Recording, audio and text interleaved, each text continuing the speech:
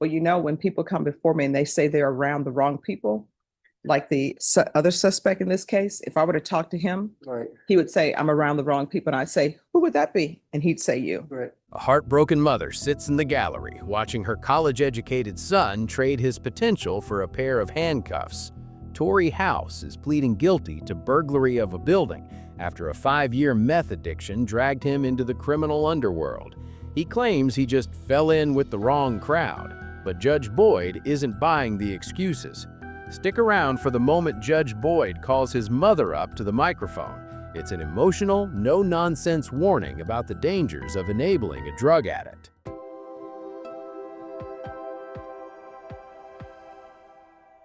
All right, court is calling 2025 CR 013596, State versus Tory House. Can I have parties announced?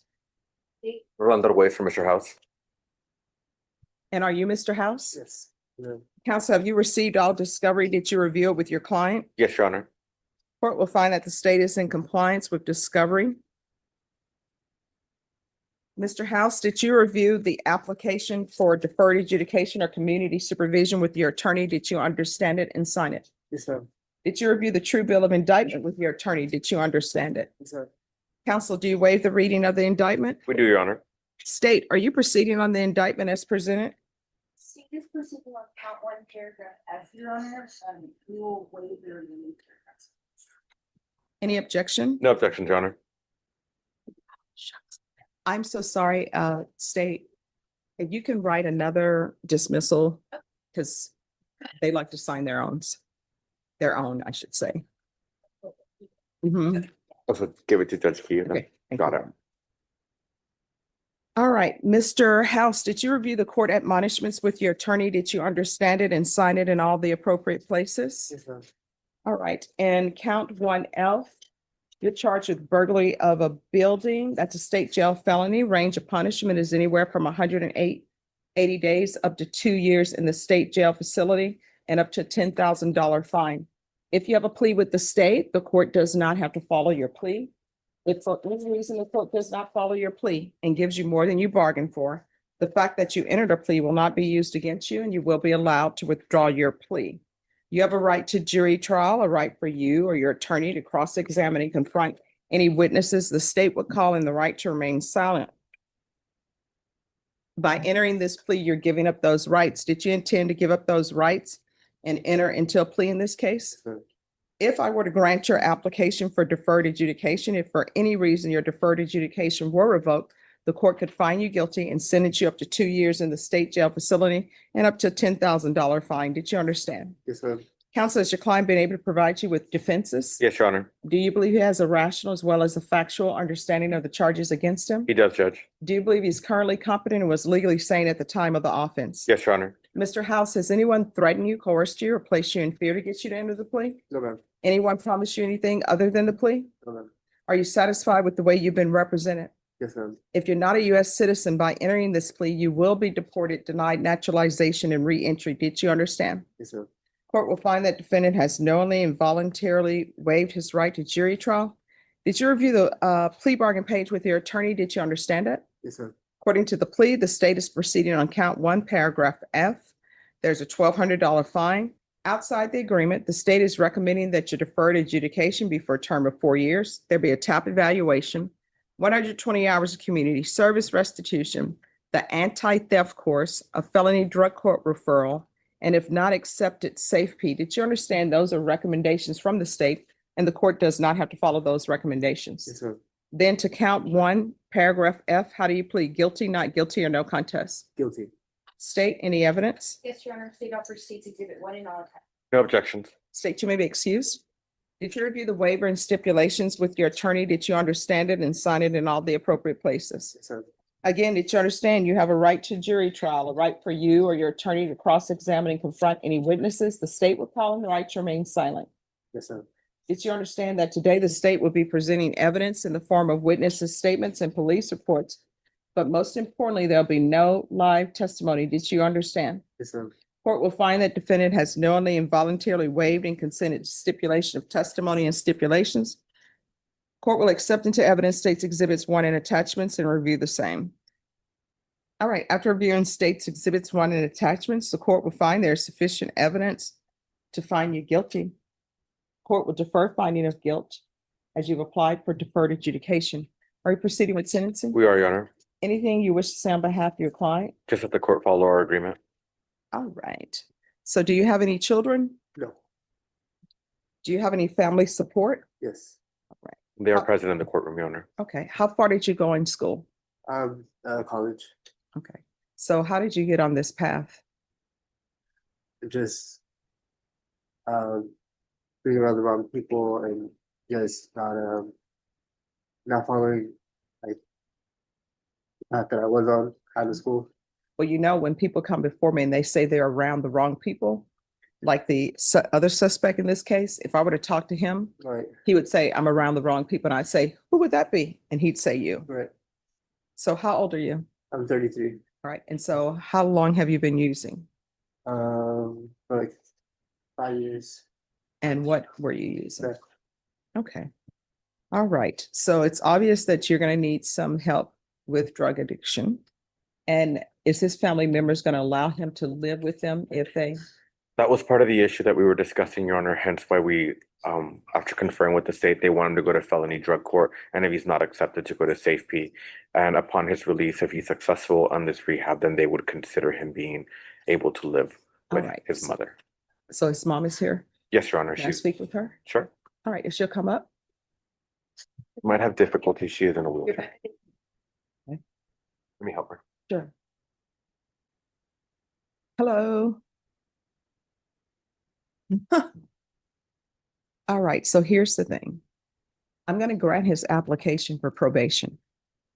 But when people have drug addictions, it has to be a global support system, right?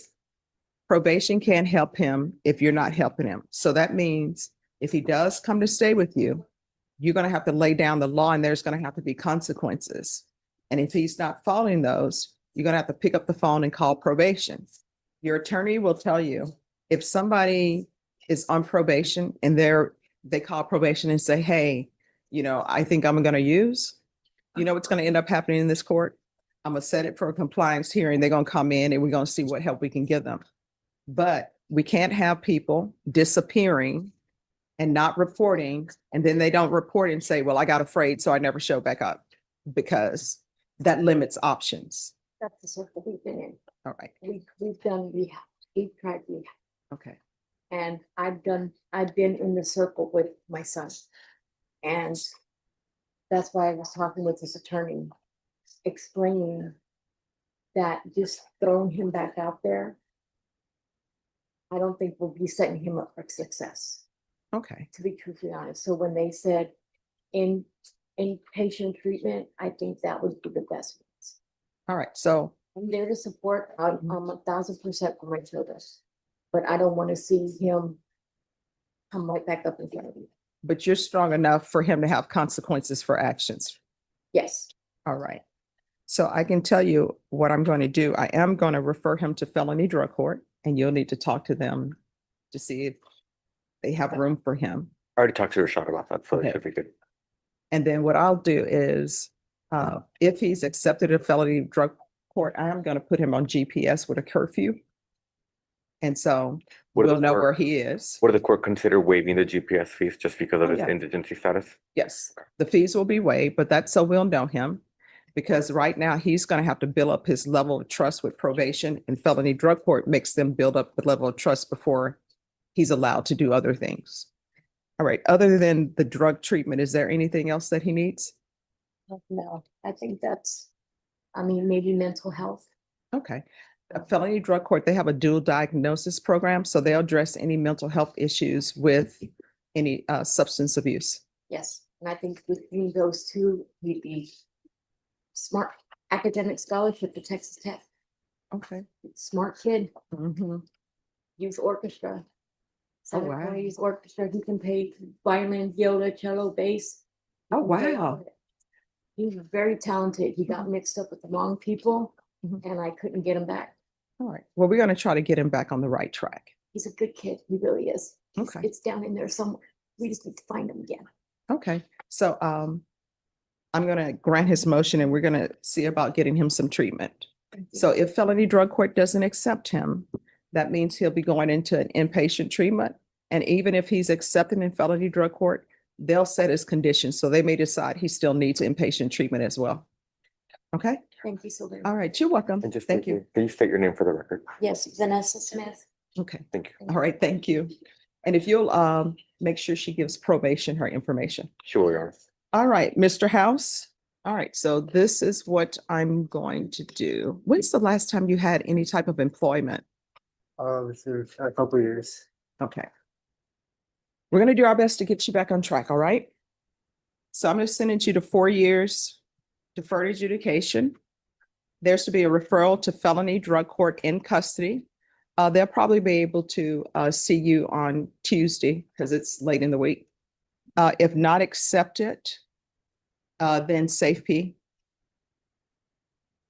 There's to be regular reporting by Zoom or in person, regular random UAs, proof of employment within 45 days of release, no employment as a home healthcare provider or with minors, partial GPS for treatment, waive GPS fees, field visits 1 time per month until further notice, 120 hours of community service restitution. There's a $1,200 fine. That will be probated. Take in consideration 2025 CR 013595, 2025 CC 015356. Restitution and no, if any, and no contact with the following. All right, you're gonna have to do better. If you don't do it for yourself, do it for your mom. Get back into playing your instruments, okay? All right, good luck to you. Thank you, Your Honor. May I be Welcome. excused? Yes. Tory House pleaded guilty to burglary of a building. Instead of locking him in a state jail, Judge Boyd granted him 4 years of deferred adjudication, but she locked him down with GPS monitoring, a strict curfew, and mandated felony drug court, specifically warning his mother not to enable him if he slips up. True justice isn't just about punishment, it's about breaking the cycle. Judge Boyd knew that if Tory's family covered up his mistakes, he would end up dead or in prison. She delivered tough love not just to the defendant, but to a grieving mother who desperately needed to hear it. We want to hear from you. Was the judge right to bring the mother into the accountability plan, or is Tory's addiction his burden alone? Drop your thoughts in the comments and hit subscribe for more real-life courtroom drama.